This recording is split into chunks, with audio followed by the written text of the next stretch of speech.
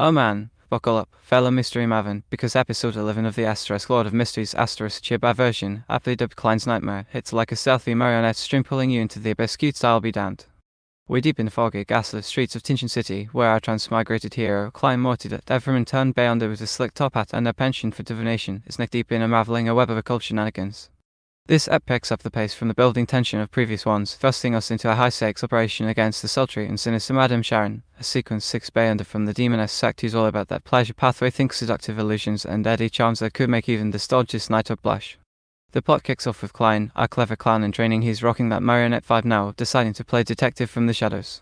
He's not storming the front door like some hot-headed rookie, nah, he's tailing Sharon clandestinely, using his growing Beyonder smarts to sniff out if she's the puppet master behind a string of creepy incidents. Meanwhile, the Nighthawk team led by the stoic Captain Dunn's method brooding mentor figure with the dream-weaving powers and including the reliable Candy dives headfirst into investigating Sharon's lair. What follows is a pulse-pounding confrontation that's equal parts strategy and chaos. Sharon unleashes her demonic flair, turning the battlefield into a hallucinatory nightmare of mirrors, temptations, and brutal takedowns. Dunn shows up early, flexing his expertise in dream manipulation to turn the tide, but things go south fast. Big moments? Oh boy, where do I start? There's the intense fight sequence with the Nighthawks corner Sharon, leading to her losing a lock of hair, prime material for Klein's divination tricks later. But the real gut punch comes in the climax. Kenley gets critically wounded in the fray, and in a desperate, horrifying twist influenced by some unseen higher force, as the source material hints, Dunn ends up consuming Kenley's Beyonder characteristic right there on the spot. Klein, peeking through a reflection, catches the bloody aftermath on Dunn's mouth. Talk about a visual that'll haunt your dreams. It's a moment of raw betrayal and sacrifice that shatters the team's camaraderie, leaving Klein reeling in shock. The overall vibe? Electric paranoia mixed with chibi cuteness overload. Imagine these adorable, big-headed characters delivering life or death blows amid swelling fog and eldritch glows.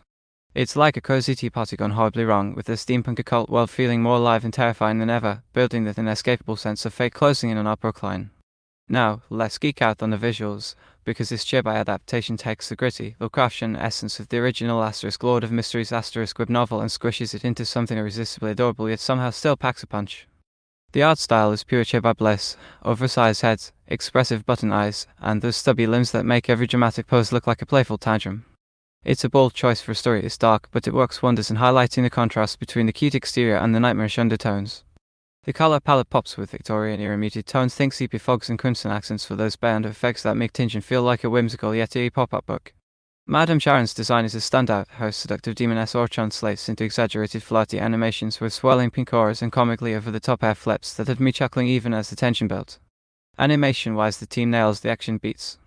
The fight with Sharon is fluid and dynamic, with chibi characters zipping around like hyperactive sprites. Dunn's stream sequences ripple with psychedelic waves that are gorgeously rendered, blending 2D charm with subtle CG enhancements for the mystical elements. Klein's marionette manipulations get these hilarious yet clever string-pulling effects, turning potential horror into a mix of slapstick and suspense. It's gorgeous how they use exaggerated expressions to convey inner turmoil. Klein's wide-eyed panic during the reflection scene is both heart-wrenching and meme-worthy. That said, gently nudging here, in a few spots the chibi proportions make intense emotional moments feel a tad undercut. Like Dunn's tragic act comes off more cartoonish than devastating, which might dilute the gut-wrench for die-hard novel fans craving that raw intensity. Also, some background details in the cityscapes could step up. They are a bit simplistic, missing opportunities to layer in more occult Easter eggs from the source material. Well, overall, it's a visual treat that keeps the energy high without sacrificing the story's soul. Props to the animators for making chibi work in a genre that's usually all brooding shadows. Phew, what a rollercoaster. Episode 11 left me buzzing like I chugged a potion of pure adrenaline. Overall, it's a knockout that catches the heart of Lord of Mysteries that intoxicating blend of mystery, moral ambiguity, and escalating stakes, all wrapped in chibi fluff that makes the horrors hit differently and sometimes hilariously.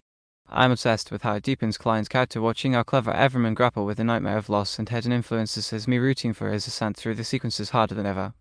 The way it teases bigger forces hello, that zero-minute nod from the novel has my brain spinning theories over coffee. Sure, the chibi style might not be for everyone in these heavier arcs, but it adds a fresh, accessible layer that draws in new fans without betraying the source. I'm crossing my fingers for the series to keep ramping up the Beyonder battles, maybe diving deeper into the church's rivalries and Klein's full pathway antics. Give me more of those mind-bending divinations and perhaps some chibi cameos from side characters like Leonard or Audrey. If it maintains this electric vibe, we're in for a legendary adaptation. Grab your tarot cards, buddy. Well, this is our last review for chibi version from Lord of Mysteries. In 2026 with special episode and 2027 with season 2. See you there.